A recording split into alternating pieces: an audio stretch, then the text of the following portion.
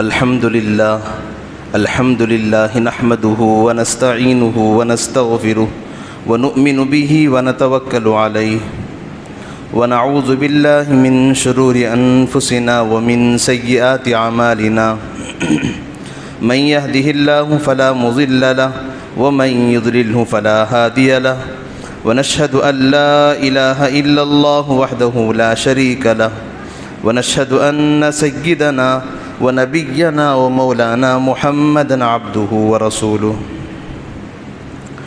أعوذ بالله من الشيطان الرجيم. بسم الله الرحمن الرحيم. قل إن كنتم تحبون الله فاتبعوني يحببكم الله ويغفر لكم ذنوبكم والله غفور رحيم. وقال رسول الله صلى الله عليه وسلم: لا يؤمن أحدكم حتى أكون أحب إليه من والده وولده والناس أجمعين، أو كما قال رسول الله صلى الله عليه وسلم. وصلى الله تعالى على خير خلقه سيدنا محمد وبارك وسلم وسلم تسليما كثيرا كثيرا. معزز بزرگوں اور عزیز نوجوان بھائیوں،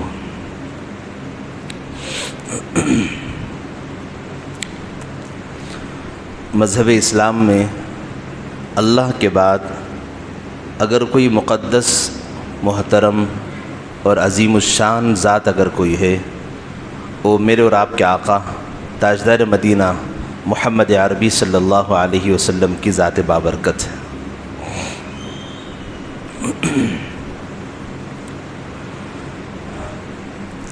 گویا یوں کہا جائے،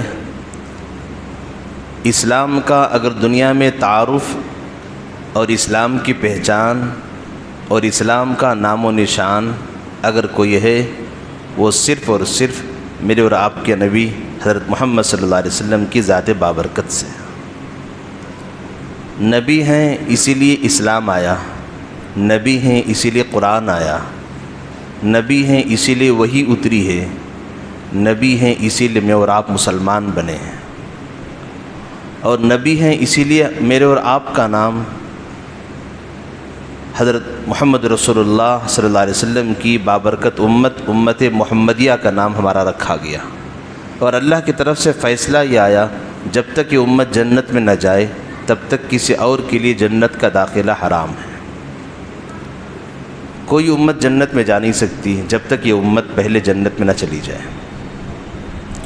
یہ سارے مقامات، یہ ساری عزتیں، یہ سب کچھ جو کچھ ملی ہیں وہ میرے نبی کے صدقے میں ملی ہیں، میرے نبی کی جوتیوں کا صدقہ ہے. آج میں اور آپ اپنے آپ کو مسلمان کہلانے کے لائق بنے. اللہ کرے کہ ہمیں صحیح معنی میں سچا مسلمان اللہ بناتے. ہاں، یقیناً اپنے گناہوں کا ہمیں اعتراف ہے. ہماری نمازیں ویسی نہیں جیسے نبی نے کہا ہے، ہمارے روزے ویسے جاندار نہیں ہیں جیسے نبی نے بتایا ہے، ہماری زکوٰۃ بھی اتنی طاقتور نہیں ہے جسے نبی نے اس کا حکم دیا تھا، اور ہمارے حج بھی اتنے جاندار نہیں ہیں جس سے ساری انسانیت کی ہدایت کے فیصلے ہو جائے. بے شک کمیوں سے بھرے ہوئے ہم ضرور ہیں، لیکن نبی کے نام پہ مر مٹنے میں ہم کبھی پیچھے نہیں ہیں. اعمال میں ضرور کمی ہے، لیکن نبی کی محبت میں آج تک کمی نہیں آئی. بے شک ہماری نمازیں بہت چھوٹی ہیں، رات و دن میں، اندھیرے میں، اجالے میں، تنہائی میں، مجمع میں بہت سارے گناہ ہم سے ہو گئے.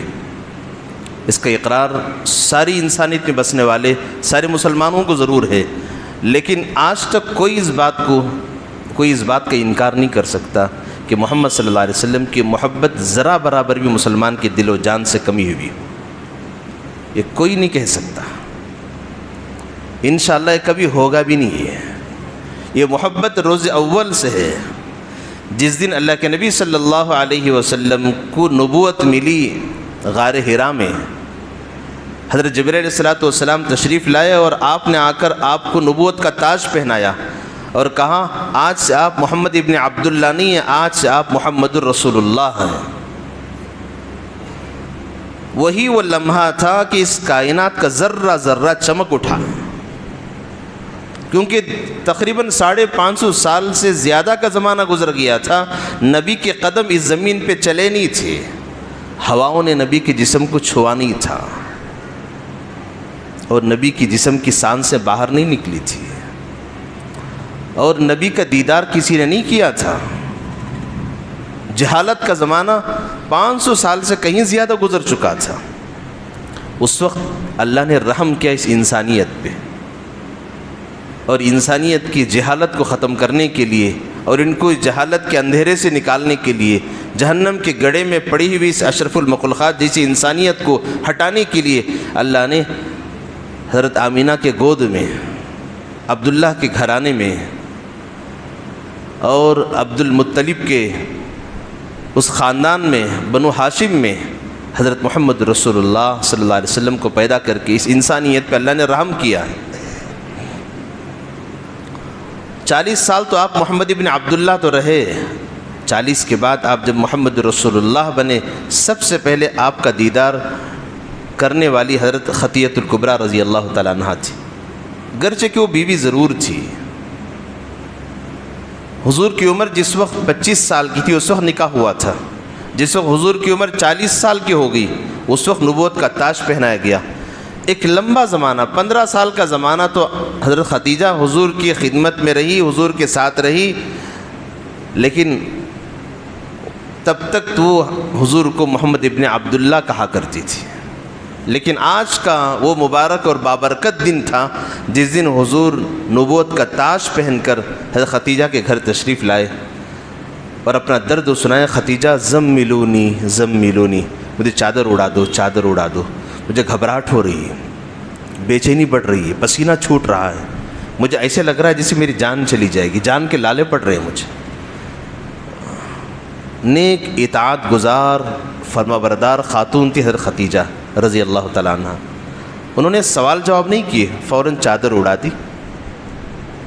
کچھ دیر تسلی ہونے کے بعد پوچھا ہوا کیا، کیوں اتنے پریشان ہو؟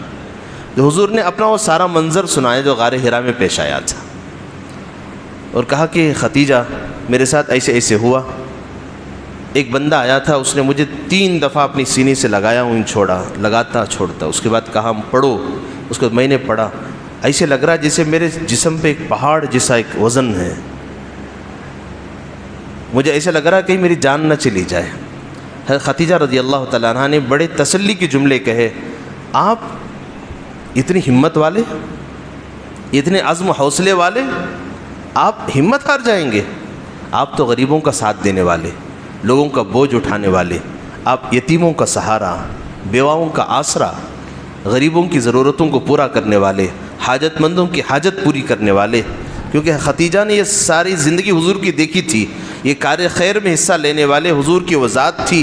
40 سال تک حضور نے جو اچھے اچھے کام کیے ہیں وہ سارے اچھے کام حضرت خدیجہ نے گنوائے، گنوا کر کہا اتنے اچھے کام کرنے والے آپ ایک چھوٹی سی بات پہ ہمت ہار جائے؟ یہ آپ جیسے حوصلہ مند انسان کے لیے ہمت ہارنے والی یہ بات نہیں ہے، آپ ہمت رکھیے۔ اسی لیے ہر انسان کے آگے پیچھے ایسے افراد کی ضرورت ہے جو آدمی کو ہمت دلائے۔ حضرت خدیجہ کی وہ ہمت وہ تھی، حضور اٹھ بیٹھے، وہ پہلا دن تھا حضرت خدیجہ رضی اللہ تعالیٰ عنہا نے اب تک جو 15 سال میں حضور کو محمد ابن عبداللہ سمجھ کے گھر میں بیٹھی تھی، آج وہیں وہ چاند و سورج طلوع ہو چکا تھا، جو اس دنیا میں سب سے آخری نبوت کا جو تاج تھا وہاں وہ روشنی آ چکی تھی۔ خدیجہ سے حضور نے فرمایا خدیجہ آج سے میں محمد ابن عبداللہ نہیں، آج سے میں محمد الرسول اللہ۔ سب سے پہلا کلمہ پڑھنے والی وہی خاتون تھی جو ہے خطیۃ الکبریٰ رضی اللہ تعالیٰ عنہ۔ اسی لیے فرمایا اس امت پر سب سے بڑا احسان حضرت خدیجہ کا ہے،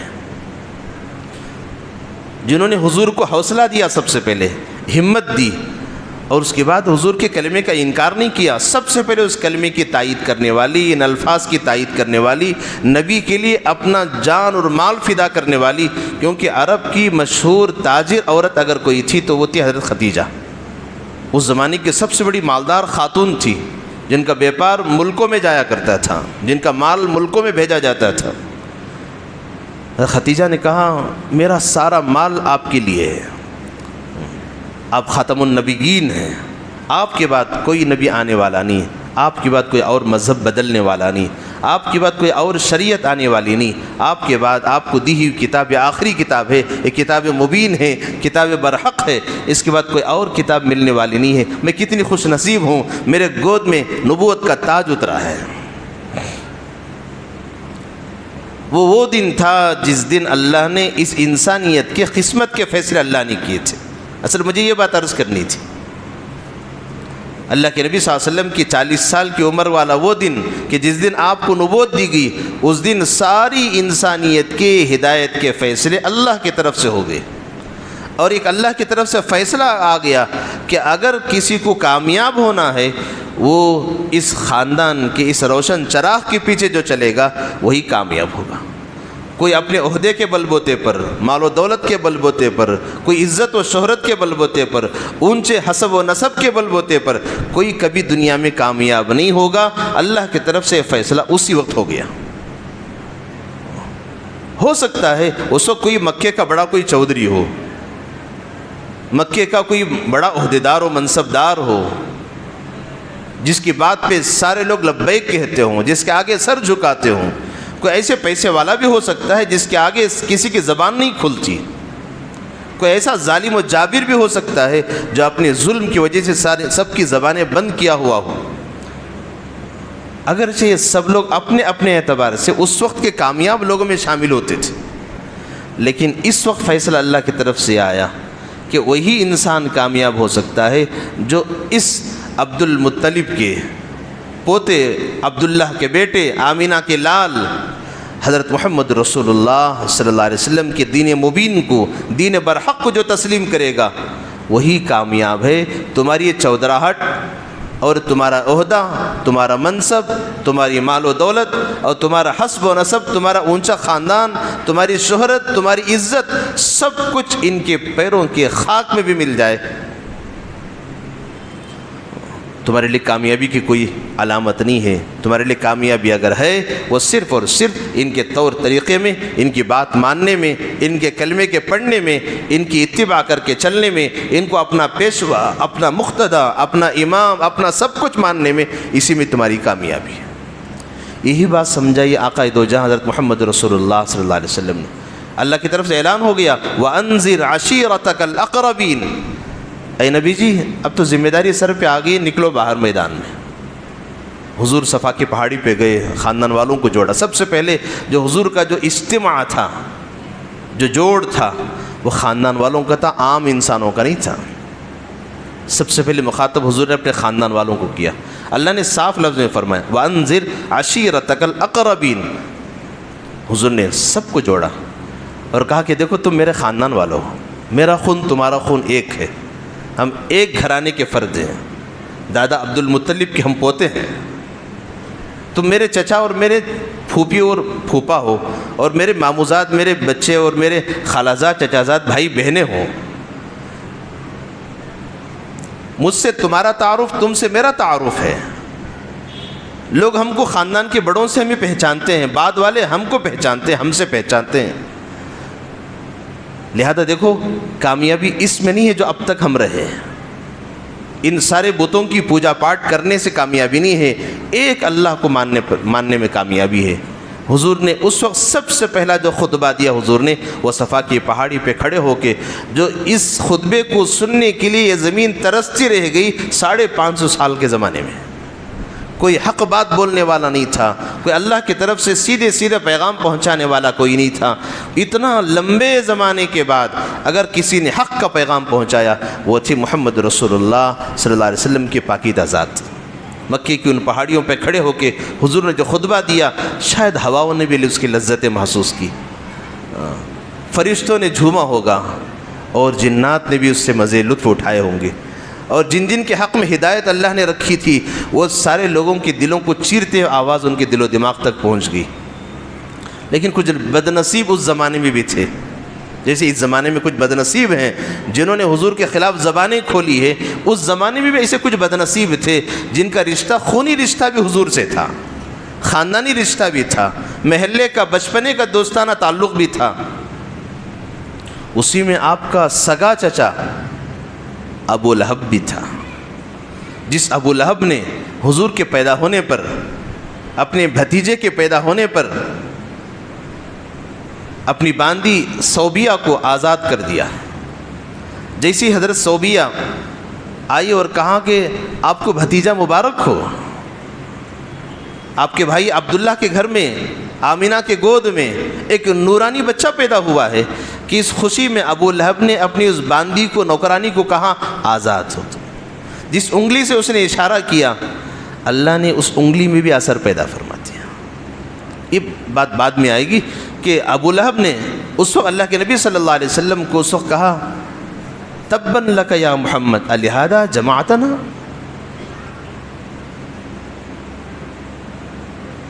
تو ابو لہب نے جو سخت جملہ کہا، اتنا سخت جملہ، تھو ہو اے محمد، نعوذ باللہ، ہزار بار نعوذ باللہ، ہزار بار نعوذ باللہ، تھو ہو اے محمد، کیا تم نے اس بات کی دعوت دینے کے لیے، ایک اللہ کی دعوت دینے کے لیے تو نے ہم کو جمع کیا ہے؟ جیسے آج کی ان گندے لوگوں کی زبانوں سے جو الفاظ نکل رہے ہیں، وہ تو حضور کی موجودگی میں الفاظ نکلے تھے، اور اس کی سزا کیا ملی ہے؟ اللہ اکبر۔ وہ سزا اگر ان کے حق میں ہدایت نہ ہو تو وہی سزا ملے گی ان کو۔ اگر اللہ نے چاہا تو ہماری آنکھیں اس منظر کو دیکھیں گی، یا چلو ہم نہ دیکھ سکے، انسانیت تو ضرور دیکھے گی ایسے بد نصیبوں کو۔ اس نے اسی وقت تھوکا تھا، کہا کہ تباً لک یا محمد، جس لفظ سے اس نے بات شروع کی، اللہ نے اسی لفظ کے ساتھ اس سورت کو شروع کیا، فرمایا تبت یدا ابی لہب۔ جو سورت ہے سورہ لہب، تبت یدا ابی لہب وتب، جس لفظ کے ساتھ حضور کو اس نے برے لفظ کا استعمال کیا ہے، حضور نے اسی لفظ کے ساتھ اس سورت کو شروع کر کے فرمایا ابو لہب تھو ہو تجھ پر۔ حضور کے بارے میں اس نے جو گندے الفاظ استعمال کیے، اللہ نے موت کیسی دی یاد بھی ہے؟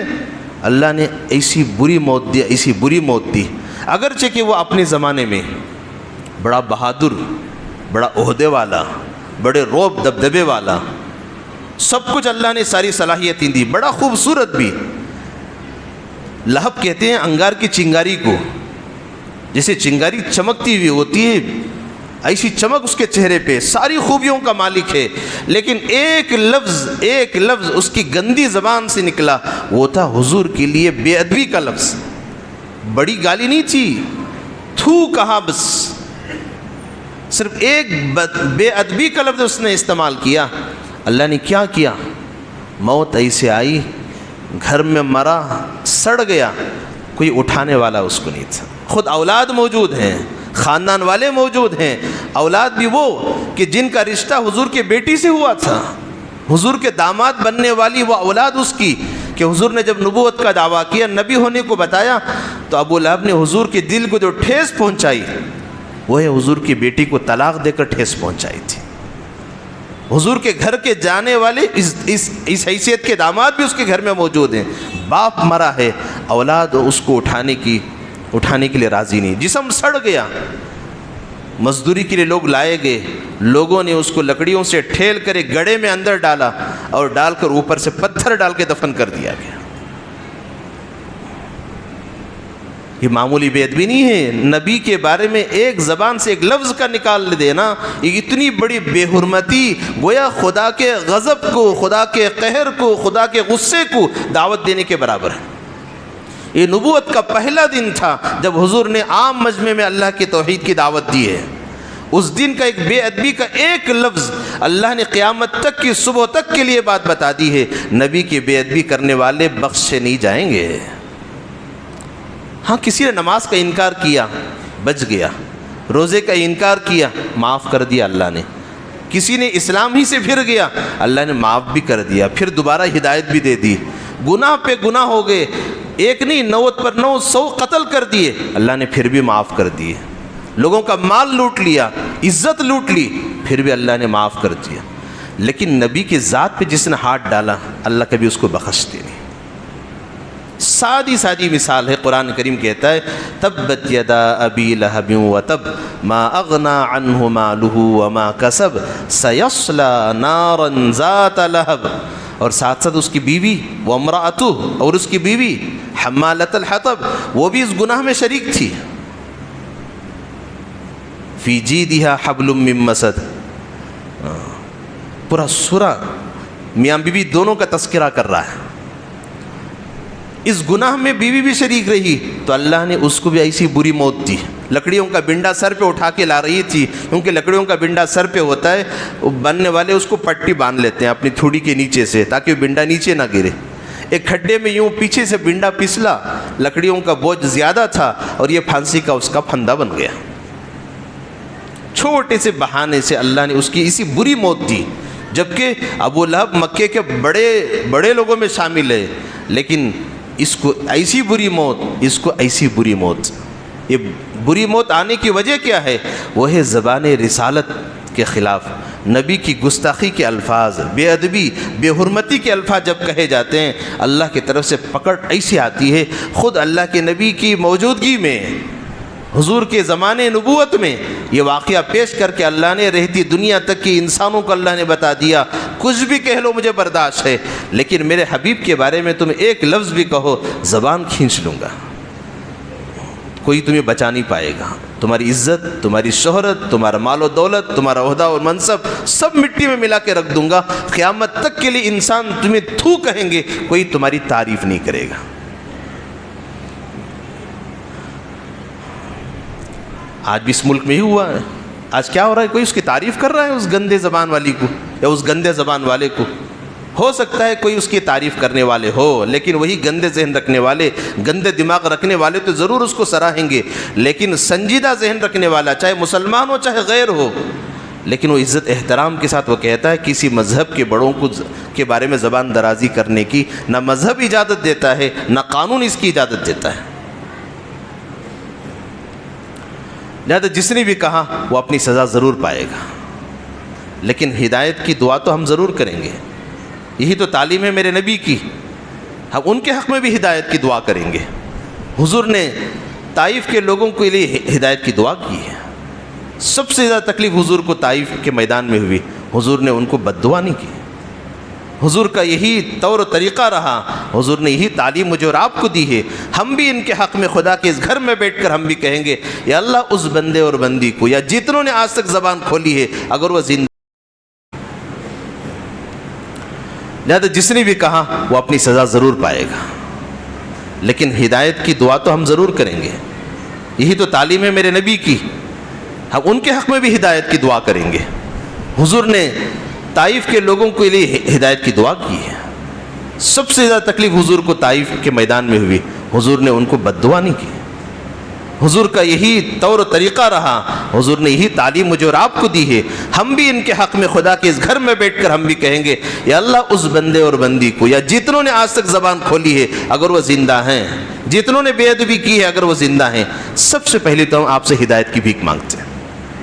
ہدایت نہیں تو ایسی عبرتناک یا اللہ تو سزا دینا جیسے ابو لہب کا تذکرہ قیامت کی صبح تک باقی رہے گا. جس نے حضور کے تعلق سے بے ادبی کی ہے، تو نے ان کو عبرتناک سزا بھی دی ہے اور بد دعا کے کلمات بھی تو نے اتارے ہیں. ایسی ان کے حق میں ایسی سزا دینا کہ ساری دنیا دیکھ کر دنگ رہ جائے، آئندہ کسی کو ہمت نہ ہو نبی کے بارے میں زبان کھولنے کی.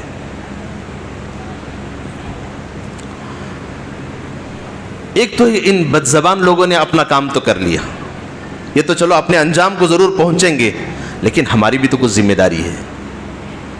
ہمارا کام یہ ہے اس نبی کی جو محبت آج ہمارے دل میں جو چنگاری بن کے سلگ رہی ہے، کیا صرف اس نبی پر درود بھیج دینا، اس نبی کا کلمہ پڑھ لینا ہی ہمارا پورا کام ہو گیا؟ میرے بھائیو، اور تو بہت بڑا کام باقی ہے ہمارا. اس نبی کے طور طریقے والی زندگی، اس نبی کا ایک ایک عمل ہماری زندگی میں زندہ ہو جائے. یہی تو اس وقت کی سب سے بڑی ضرورت ہے. ہمارا چہرہ مہرہ نبی جیسے، ہمارا لباس نبی جیسا، ہمارا کھانا اور پینا نبی جیسا، ہمارا سونا اور جاگنا نبی جیسا، ہمارے معاملات، ہماری معاشرت، ہمارا رہن سہن، ہمارا لین دین اور ہماری زندگی، یہ سب اگر نبی جیسی ہو جائے، سچی بات ہے آئندہ کسی کو جرت و ہمت بھی نہیں ہوگی وہ نبی کے خلاف زبان کھول سکے. کیونکہ انہوں نے اگر اسلام کو دیکھا ہے، مجھے اور آپ کو دیکھ کر انہوں نے اسلام کو پہچانا ہے. اگر وہ اسلام اگر جانتے جو قرآن و حدیث میں ہے، کبھی محمد صلی اللہ علیہ وسلم کے بارے میں ایسی زبان درازی نہیں کرتے، کیونکہ ہم نے وہ اسلام پیش ہی نہیں کیا ہے. ہم نے وہ اسلام پیش نہیں کیا جو پیش کرنا چاہیے تھا. جو اسلام قرآن و حدیث میں ہے، جو محمد رسول اللہ صلی اللہ علیہ وسلم نے اسلام کو پیش کیا ہے، صحابہ نے اس اسلام کو دل و جان سے قبول کیا تھا. وہ اسلام کو لوگ دیکھتے تھے، کلمہ پڑھ لیتے تھے، لیکن ایسا اسلام ہم نے پیش نہیں کیا ہے جس کی وجہ سے ہماری اس بدعملی کی بنیاد پر آج کوئی زبان کھولتا ہے وہ ہمارے بارے میں نہیں کھولتا، بلکہ ہمارے نبی حضرت محمد صلی اللہ علیہ وسلم کے بارے میں زبان کھول رہا ہے. لہذا اپنے آپ کو بدلنے کی ضرورت ہے. ابھی کب تک ہم ایسے الفاظ کو برداشت کریں گے؟ ذرا اب تھوڑا سا بدلاؤ آپ کر کے دیکھو، آپ کے قدم یہ لوگ چومیں گے.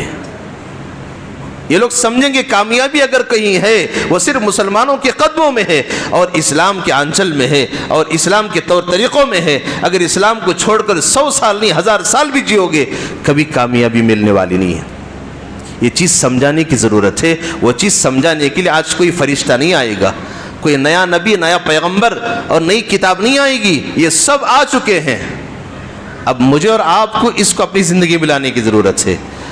اسی کے لیے دعا کریں اللہ مجھے اور آپ کو اس پر کھڑے ہونے کی اور اس کو اپنی زندگی میں لانے کی اور طور طریقے کو بدلنے کی، نبی والی زندگی اور نبی والی شریعت طور طریقے کو اپنی زندگی میں لانے کی اللہ توفیق عطا فرما دے.